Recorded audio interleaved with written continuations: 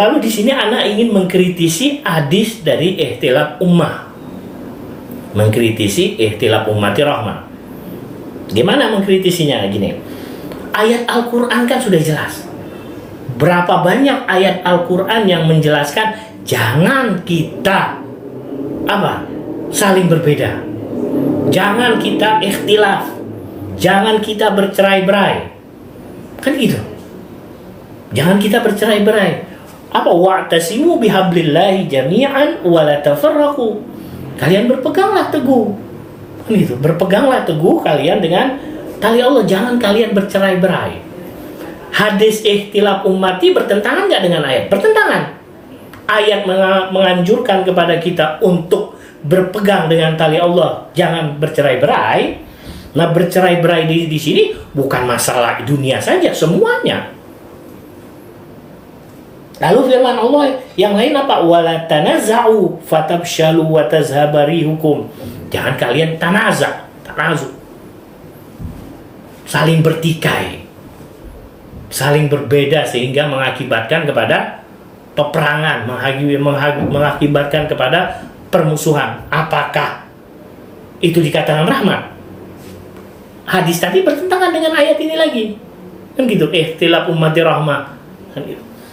Ba'da wala takunu kalladzina tafarraqu wahtalafu min ba'di ma ja'ahumul bayyinat. Ayat lagi mengatakan jangan kalian menjadi orang-orang tafarraqu yang bercerai-berai, berbeda-beda satu sama lain. Ayat mana yang kalian mau ambil? Hadis ikhtilaf ummati rahmah atau ayat? Jelas ayat yang harus kita dahulukan. Ini berapa ayat yang menjelaskan kita jangan bercerai-berai. Kalau kita jangan terjadi perbedaan yang mengakibatkan perbedaan itu pertikaian. Lalu apakah perbedaan itu rahmat? Sedangkan Al-Quran melarang kita bertikai, melarang kita bercerai-berai. Lalu ada hadis yang mengatakan ikhtilaf ummah rahmah. Fa kaifa ya'ti Rasul bihadhil ayat thumma yaqulu lin-nas ikhtilafu fa inna ikhtilakum rahmah. Allah Nabi Shallallahu Alaihi membawakan ayat-ayat yang tadi yang Anda bacakan, ya. Lalu dari satu sisi Nabi mengatakan kepada umatnya, ikhtalafu, berbedalah kalian. Ikhtalafu, katanya, berbedalah kalian. Fa inna ikhtalafakum rahmat, karena perbedaan kalian rahmat. Apakah Nabi mengatakan demikian? Nabi dari satu sisi mengatakan sesuai dengan ayat jangan bercerai-berai, jangan saling berbeda. Tapi satu sisi mengatakan berbedalah kalian karena perbedaan itu rahmat. Enggak mungkin. Enggak mungkin.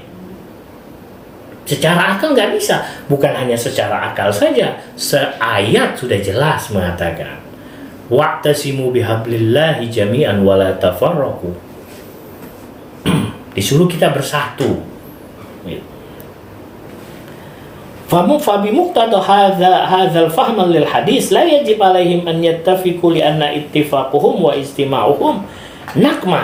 Nah, jadi kalau misalkan kita memahami dari hadis ini, ya, kalau kita pahami dari hadis ini, maka la yajib, tidak diwajibkan atau jangan sampai sekali-kali kalian tidak ikhtilaf. Jangan sekali-kali kalian itu yattafiqu, ittifaq, sepakat di dalam permasalahan di dalam permasalahan yang ada. Ya, kalian berbeda saja. Karena perbedaan itu rahmat. Kalau kalian sepakat, nggak ada rahmat nanti. Kan gitu konsekuensinya.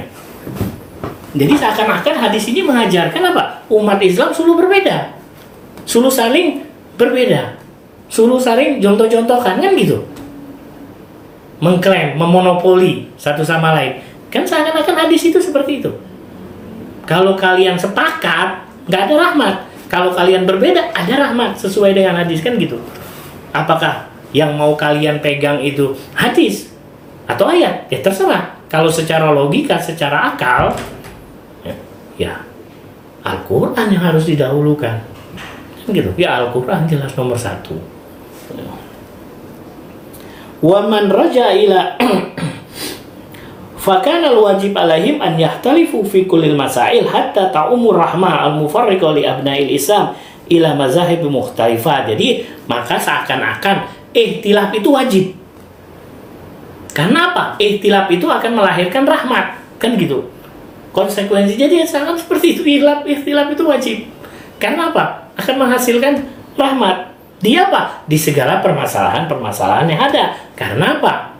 Karena nanti mereka yang ikhtilaf itu akan mendapatkan rahmat. Sehingga apa? Terjadilah kelompok yang memiliki perbedaan-perbedaan pendapatnya masing-masing. Seperti itu. Sehingga muncullah dari mazhab-mazhab yang ada. Gitu.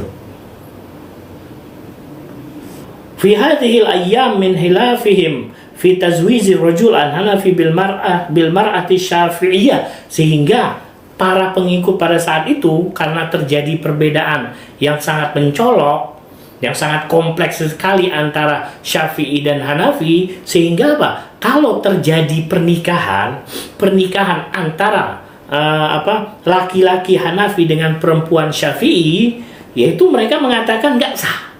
Mereka mengatakan tidak sah. Sampai seperti itu. Kenapa? Li'annaha tasyuk fi imaniha. Karena pengikut atau Abu Hanifah, pengikutnya dan juga pengikutnya mengatakan meragukan dari pengikut atau meragukan dari keimanan Syafi'i dan pengikutnya.